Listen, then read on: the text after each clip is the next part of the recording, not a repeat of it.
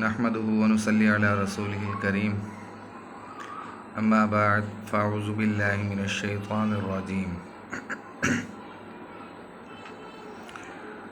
دنیا کے اندر مختلف قسم کی عدالتیں لگتی ہیں جہاں لوگوں کے انصاف وغیرہ کے فیصلے کیے جاتے ہیں اور لوگوں کو ان کے حقوق دیے جاتے ہیں،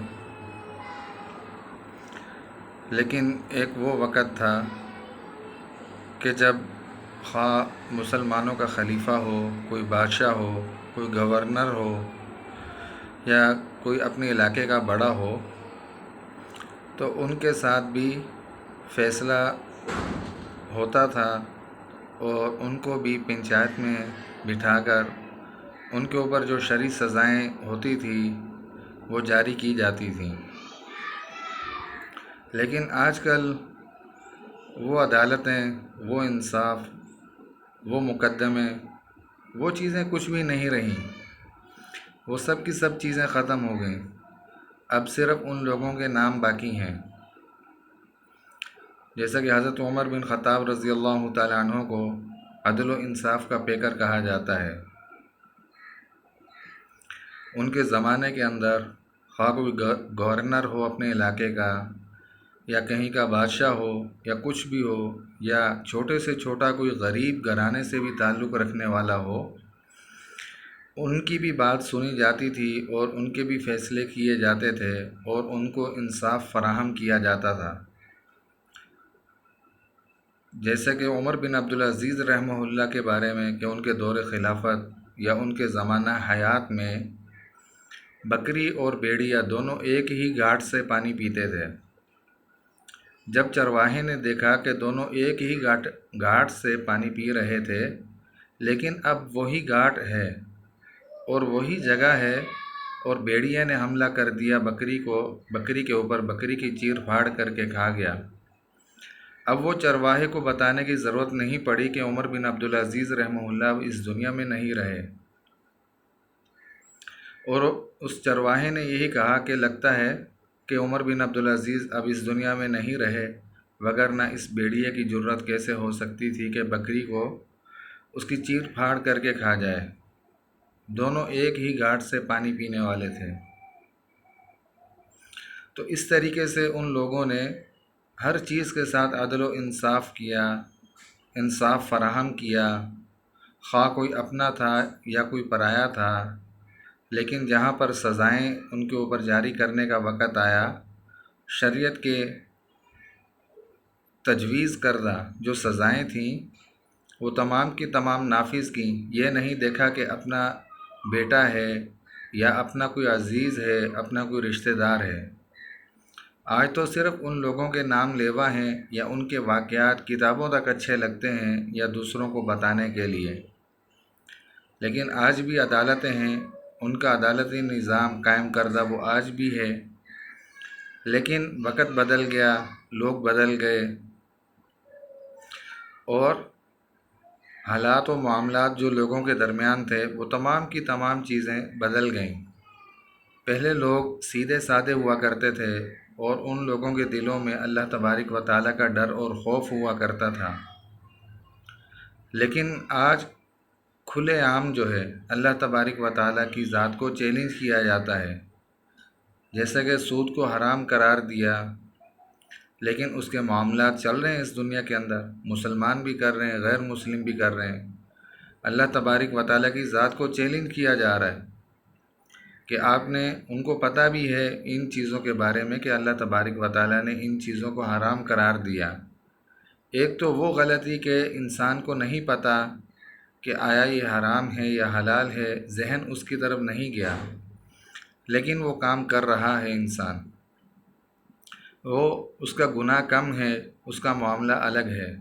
لیکن ایک انسان جاننے کے باوجود کہ یہ چیز حرام ہے، اس کے باوجود بھی، جیسے کہا جاتا ہے کہ ایک تو چوری پھر اوپر سے سینہ زوری، تو انسان کو پتہ ہونے کے باوجود بھی ہٹ درمی کہ اللہ تبارک و تعالیٰ نے یہ چیز حرام قرار دی ہے، لیکن اس کے باوجود بھی مسلمان کر رہے ہیں۔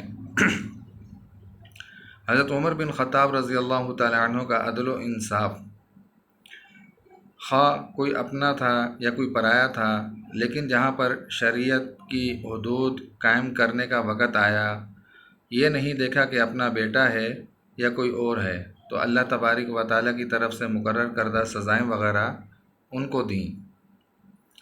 اسی وجہ سے، اور یہ کہ وہ لوگ عدل و انصاف قائم کرنے والے تھے، اگر کوئی بڑا حاکم یا کوئی جج وغیرہ اس چیز کے اندر کوتاہی برتتا، یا حضرت عمر بن خطاب رضی اللہ تعالیٰ عنہ کو پتہ چل جاتا کہ انہوں نے کسی ایک کے ساتھ نرمی والا معاملہ کیا، تو ان کے اوپر بھی ان کی ڈانٹ ڈپٹ ہوا کرتی تھی۔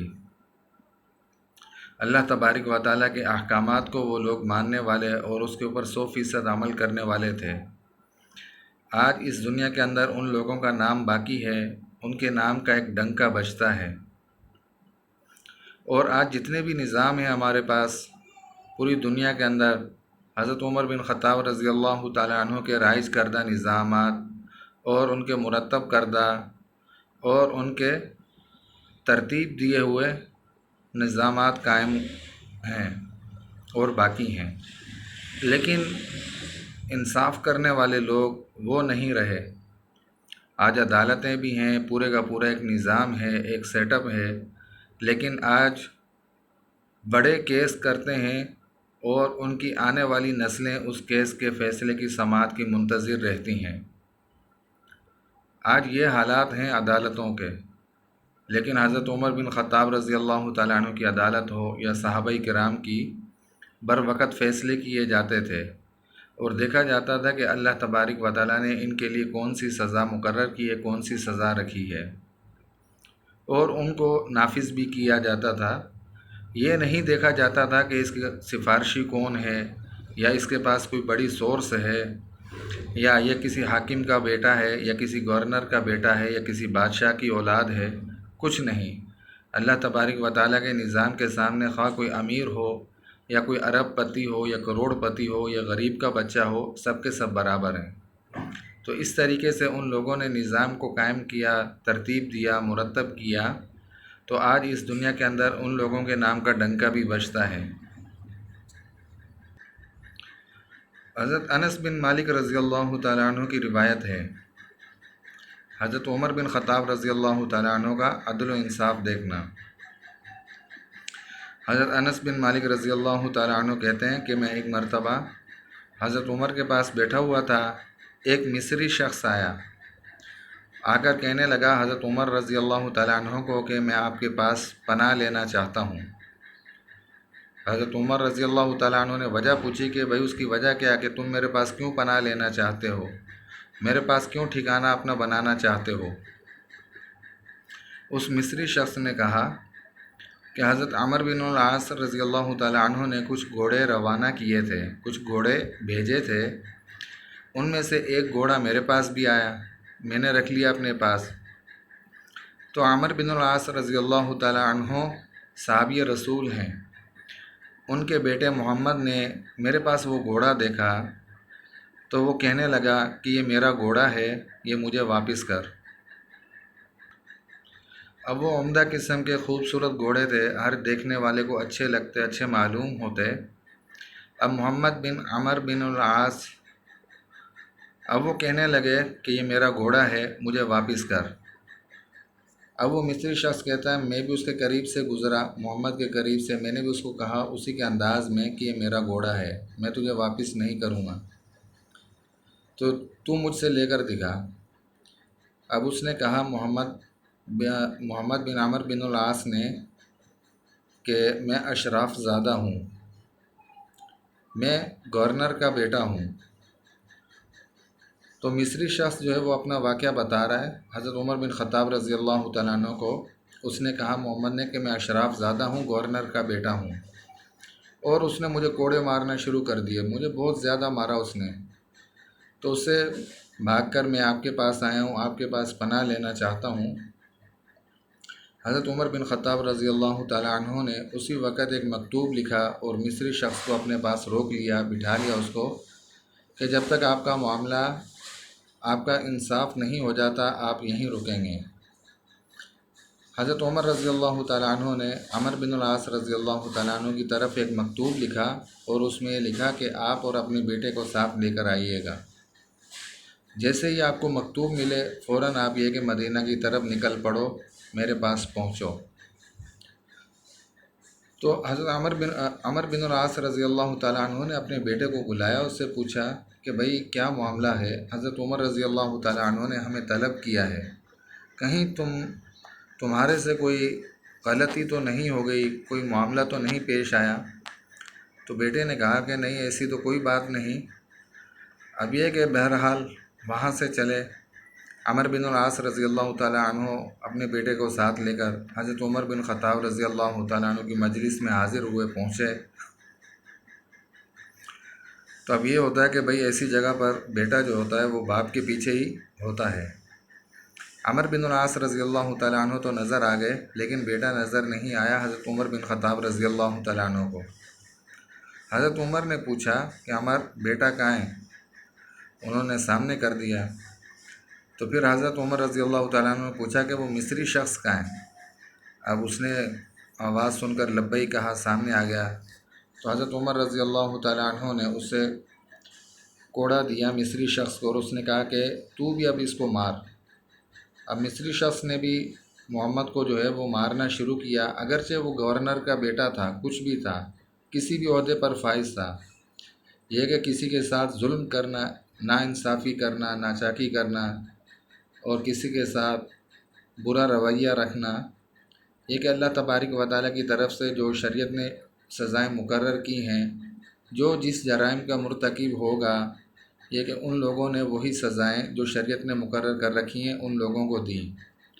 آج دنیا کے اندر ان لوگوں کے نام لینے والے آج بھی موجود ہیں، آج بھی ان کے قوانین کے واقعات سنانے والے لوگ جو ہیں وہ موجود ہیں، اور جو عدل و انصاف کے کٹہروں میں کھڑے ہونے والے ان کو بھی پتہ ہے کہ یہاں پر ہمارے ساتھ انصاف نہیں ہوگا، لیکن ان کرسیوں پر جو بیٹھنے والے ہیں، کسی کے پاس بڑی پرچی آ گئی یا کسی کے پاس ٹیبل کے نیچے بیگ کے پیسے آ گئے، کچھ بھی آ گیا، بہرحال انصاف وہیں کا وہیں ختم ہو جاتا ہے۔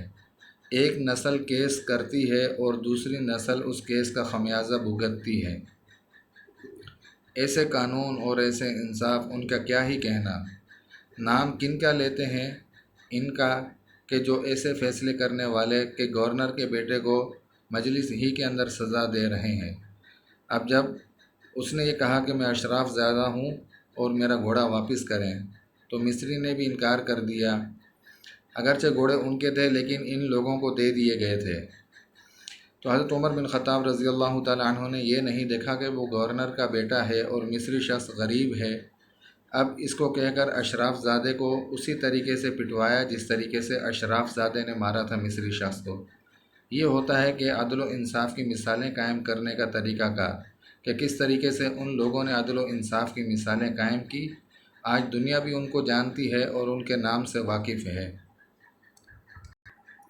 تو حضرت عمر بن خطاب رضی اللہ تعالیٰ عنہ نے مصری شخص کو اس کا انصاف دلوایا، بدلہ دلوایا، اور یہ بات کہی کہ نہ تمہارے باپ کو اقتدار ملتا اور نہ تمہارے اوپر یہ بدمستی کا نشہ سوار ہوتا۔ تمہارے باپ کو اقتدار ملنے کی وجہ سے تم نے یہ سمجھ لیا ہوگا کہ میرا باپ گورنر ہے اور میں اشراف زادہ ہوں، میں جو چاہوں، جو کرنا چاہوں، مجھے کوئی روکنے والا، کوئی پوچھنے والا، کوئی کچھ کہنے والا یا مجھ سے کوئی بدلہ لینے والا کچھ بھی نہیں ہوگا۔